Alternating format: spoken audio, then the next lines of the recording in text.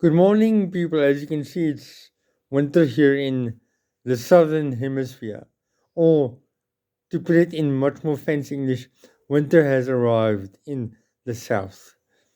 But this is a video I want to make about why grandiose narcissists it's such a bad reputation and why it's seen as a mental illness. Because the way I see it, it's just a very extreme form of pragmatic living. Let me explain. Think about all the mental health advice you get. Stuff like get rid of all the negative people in your life. Narcissists have no problem getting rid of people. Just our version of a toxic person is somebody that doesn't contribute to our life, which is also what a toxic person is, if you think about it. And think about in the business world. We are seen as evil and manipulative and stuff. But it's like we're also running the companies. The reason we have, say, smartphones is because somebody at BlackBerry had an idea. And that person must have had a high level of self confidence. That's also something I'm getting to later. To put the idea forward. And Steve Jobs' narcissism put the iPhone forward. Think about the balls it took for him to actually have that idea of the iPhone, which as he went on with his life became more and more redundant. And so on and so forth. And yeah, we essentially run life like a business, which is, as I said earlier, the most practical way of doing things. And there's also this myth of um, narcissists are somehow hiding a traumatic childhood. Think about all the stuff you learn about bullies in school. They are most certainly have a crappy home life. Now, I'm not saying bullying is okay. Far from it. It's not okay to degrade somebody and to beat them up.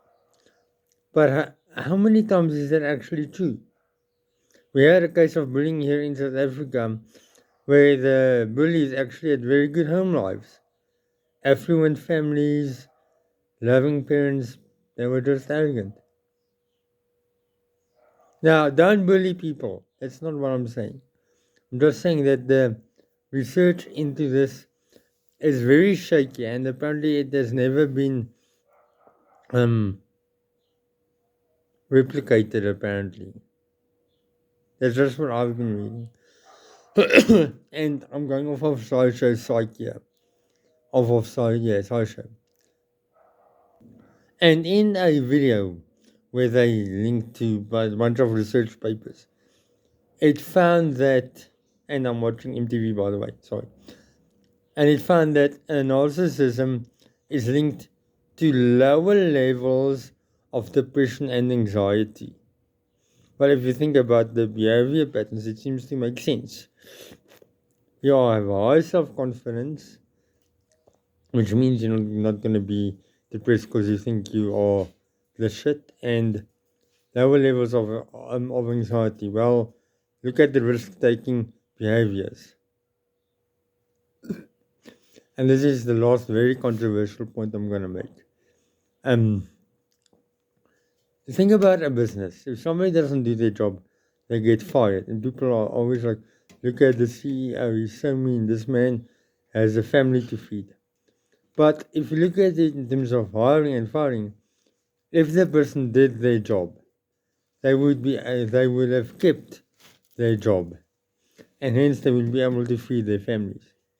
There's an interesting research, and I can't find the research paper now, of when a business person is making a decision, the practical, logical side of the brain and the empathetic side of the brain are at opposite ends. So when he's calling a meeting, he's not thinking, "Oh, this guy has a family with the emotional side." He's thinking, "This guy isn't doing his job. He isn't pulling his weight," with the logical side. So if you do your job, you can keep your job. These are just some things that I'm wondering, why do we get such a bad rep? Why is it seen as a mental health issue? If you add something to my life, you can stay in my life. If you add something to my business, you can stay in my business. I may or may not delete this video later. But for now, these are just some um thoughts I have, and I'm essentially looking for a soundboard. Okay, bye.